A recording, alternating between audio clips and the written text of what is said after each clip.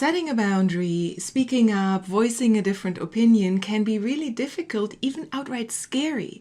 And there's actually a very important reason for that I will introduce you to and show some ways how to deal with that and set boundaries or speak up.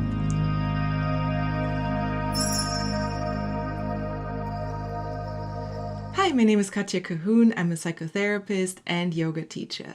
Most of us know that no is a complete sentence. However, for many people, setting a boundary, saying no or speaking up can be very difficult and even scary. The reason for that is that we are stuck in attachment versus authenticity. So what does that mean? Attachment is a need that is biologically rooted that we all have. We all have an attachment system, and even those people who are very, very independent, sort of the people who say, I don't need anyone, I don't care what anybody thinks, still have an attachment system. And that attachment system, as the name says, really wants us to be attached to people. So now when we speak up or voice a different opinion or set a boundary, there is a little risk to that attachment. So in other words, when we're being authentic, there's a little bit of risk of losing an attachment or impacting an attachment. And that really goes back to childhood, where we had to make that trade-off. As children, as you can imagine, being attached to your caregiver, whether it's a parent or someone else, is really a matter of life or death. So now you can get a sense of how important this attachment system is and how important it is for us human beings to be connected. And if you want to read more about that, especially as it comes to personal relationships, I highly recommend the book Attached. So coming back to boundaries, to saying no, to speaking up. So now you understand that what you're risking is that connection, that attachment, and that's why it can be so scary. There are other reasons for fear. For example, the person you're dealing with is malicious, or they're difficult, or they're abusive, right? But I'm in this video looking at the internal reasons we have for having challenges with speaking up.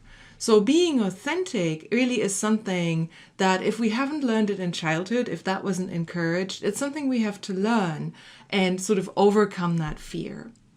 So how do we deal with that? First of all, we become aware of it, and just knowing that you're making that trade-off between attachment and authenticity is really important, because now you can name that fear or label it and thereby create a little bit of distance and reflect on it. The second is to realize that it's okay to be scared.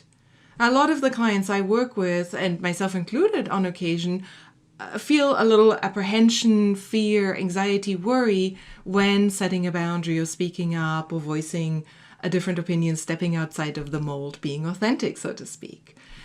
So knowing that that is okay, it's not a sign that you're doing something wrong. Courage is not the absence of fear. It's doing something even though you are scared.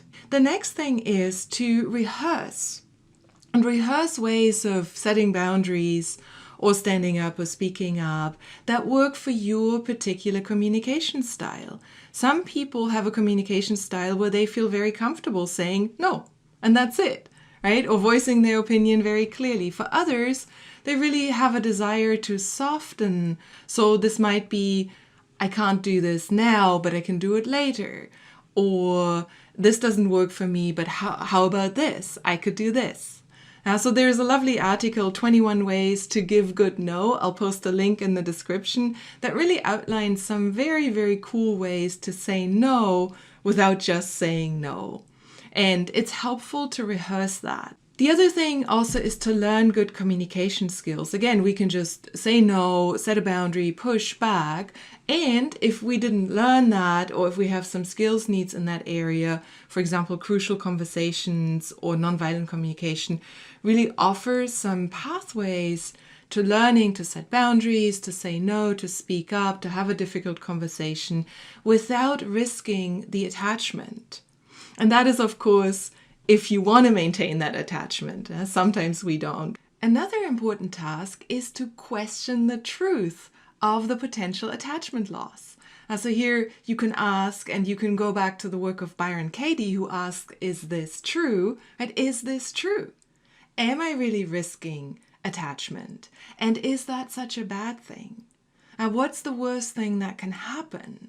And play the scenario through in your mind and really see, okay, is this just a fear that comes because of childhood experiences or because of this attachment versus authenticity kind of trade-off that we have, or is there really a risk?